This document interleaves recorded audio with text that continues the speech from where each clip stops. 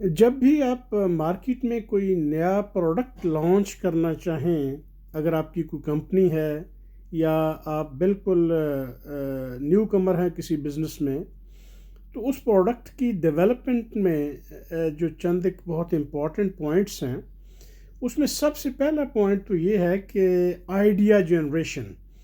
कि आपके ज़हन में क्या ख़्याल आया या आना चाहिए। ब्रेनस्टॉर्मिंग उसके हवाले से पहली फ़ेज़ है कि पूरी मार्केट आपने दौड़ाते हैं नज़र उसके ऊपर, तो बहुत से प्रोडक्ट बहुत सी कंपनियों के अवेलेबल हैं। आप किस एरिए में जाना चाहते हैं? फॉर एग्ज़ाम्पल अगर कोई आप आईटी के एरिए में जाना चाहते हैं, इंफॉर्मेशन टेक्नोलॉजी में, तो ऐप डेवलपमेंट की तरफ जाना चाहते हैं। फार्मास्यूटिकल में जाना चाहते हैं तो आप कोई ड्रग के हवाले से, मेडिसिन के हवाले से कोई बात करना चाह रहे हैं। गारमेंट्स में हैं तो आप वो उस हवाले से क्या करना चाह रहे हैं। तो एक पहली फ़ेज़ ये जो है ना, ये है ब्रेनस्टॉर्मिंग, ताकि आइडियाज़ जनरेट हों। तो जब आप ये लिखते जाएंगे ना एक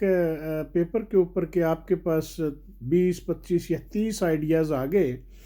और उसके बाद आपने उन आइडियाज़ की जो एवेल्यूशन करनी है और उनकी स्क्रीनिंग करनी है। स्क्रीनिंग करने के लिए फिजिबिलिटी स्टडीज़ हो सकती हैं कि फॉर एग्ज़ाम्पल अगर ऐप कोई डेवलप करना है तो आजकल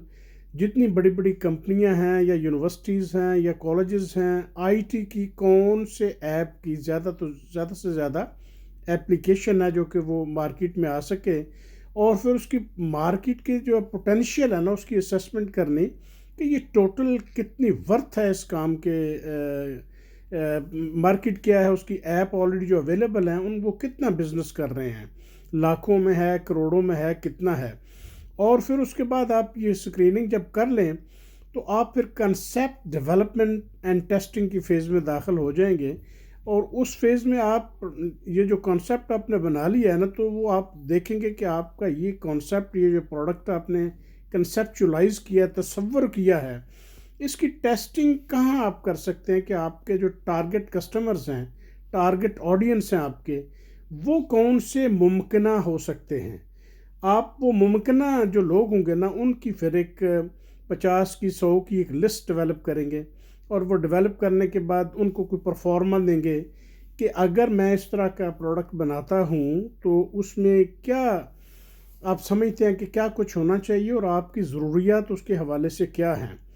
जब वो बता देंगे कि इस तरह की हमें सर्विसेज दरकार हैं उस ऐप के मुतलका जो कि आप को आपने बना के देना है,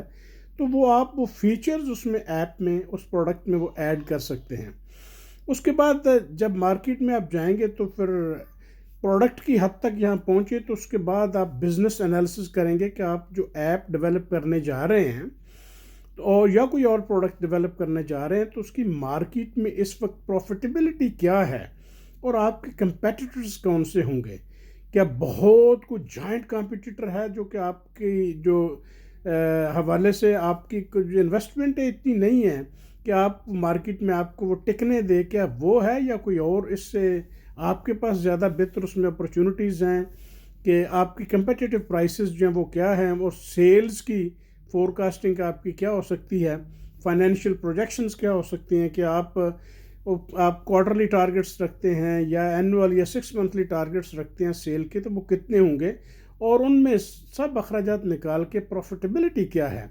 जब ये सारे काम आप कर लेंगे ना, तो फिज़िकली आप वो उस आइडिया की बुनियाद पे फिज़िकली प्रोडक्ट डेवलप करेंगे, और वो छोटे लेवल का डेवलप करेंगे। इस तरह का ऐप जो कि आप टेस्टिंग के लिए पहले उसका डिज़ाइन बनाएंगे, उसकी प्रोटोटाइप्स बनाएंगे, और उस प्रोडक्ट को जो स्पेसिफिकेशंस आपने अपने क्लाइंट्स से मुमकिन हैं उनसे सुनी हैं, उस हवाले से फिर आप आगे बढ़ेंगे और उसको डेवलप कर लेंगे। और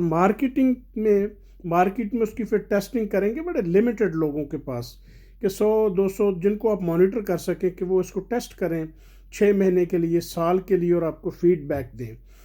और उस फीडबैक में जो चीज़ें आएँ उसको मद्देनज़र रखते हुए आप उसकी वीकनेसेस दूर करें,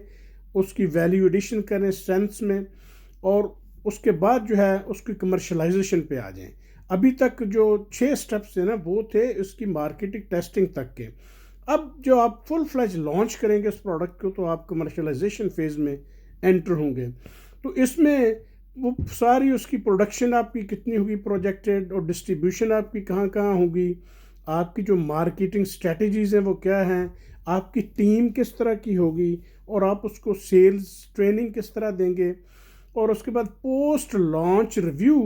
ہے اور اس کی مینٹیننس ہے کہ آپ نے پروڈکٹ لانچ کر دیا، مارکیٹ میں آ گیا، آپ کا پوری ٹیم سیلز ٹیم مارکیٹ میں آ گئی.